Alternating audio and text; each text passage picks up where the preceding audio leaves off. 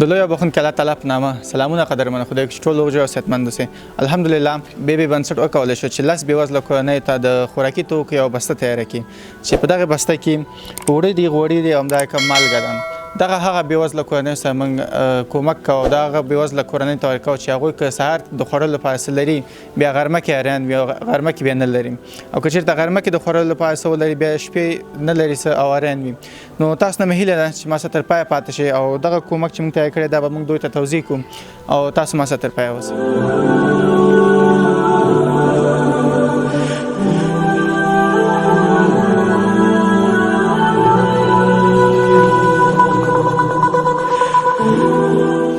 أعوذ بالله من الشيطان الرجيم بسم الله الرحمن الرحيم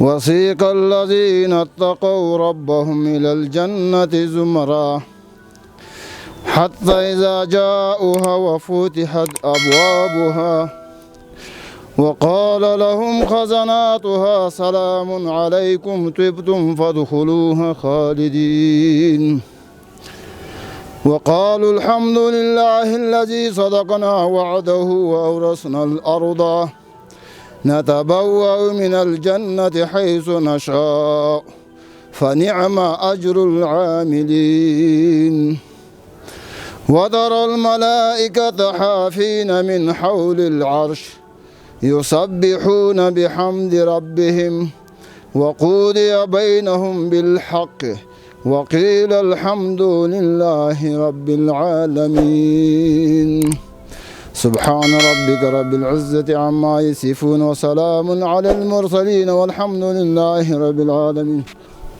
ربنا آمنا فاكتبنا مع الشاهدين. أعوذ بالله من الشيطان الرجيم بسم الله الرحمن الرحيم.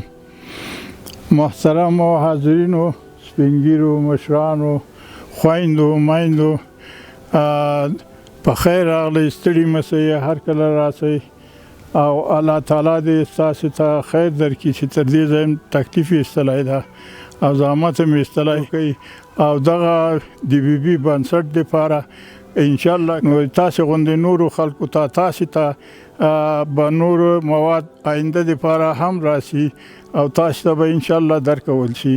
دغه اوس یو کم اندازه موږ برابره کړې وه او خدای دې تاسې عزت او پرده پرې راسي او یو ګزاره هم پرې وشي ومن الله توفیق.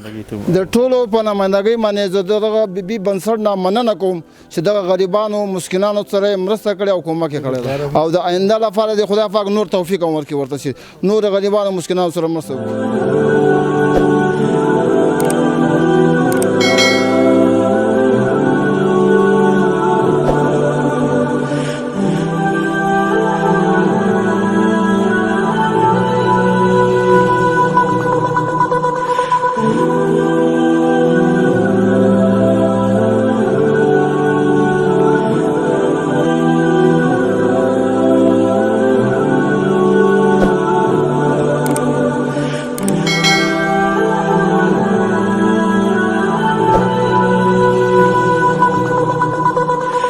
بسم الله الرحمن الرحیم. تشکری خاص میکنیم از بنیاد بیبی.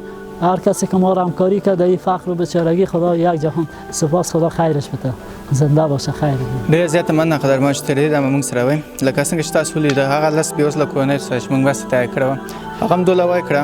دومره بېوزله ول چې دوی سره بیرته د تګ د لارې تګ چې دغه خپل سامان بیرته ویسي د دې کرا نه وه، نو دوی ته موږ هم د لارې کرا ورکړله. نو همدا رقم تاسو هم موږ غواړو چې تل خپل وطندار سره کومک وکړئ، خپل ورور سره لاس ورکړئ، هغو سره مرسته وکړئ، ځکه که تاسو زه همیشه وایم که تاسو یو بنده سره کومک وکړئ الله جل جلاله به تاسو سره کومک وکړي، ځکه هم به تاسو خوشحاله اوسئ، هم هغه فامیل سره چې تاسو کومک کړی به هم خوشحاله وي، الله به هم تاسو خوشحالوي. نو تاسو نه ډېر زیاته مننه بیا هم چې تر دې دمه موږ سره وئ. نو نور هم په لوی او بخښونکي الله تعالی سپارم. ښه وخت، خدای پامان.